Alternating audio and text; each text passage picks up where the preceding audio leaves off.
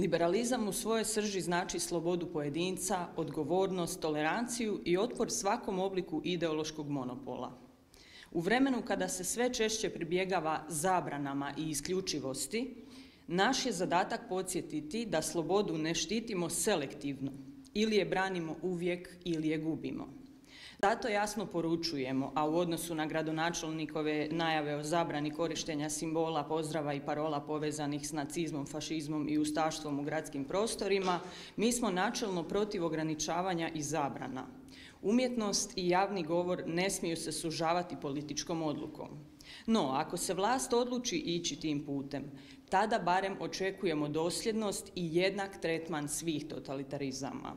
Jer selektivna osuda samo desnog ili samo lijevog totalitarizma ne donosi društveni mir, nego ga ugrožava. Takav pristup kakav danas gledamo sasvim sigurno proizvodi dodatnu radikalizaciju upravo onih koje se pokušava isključiti.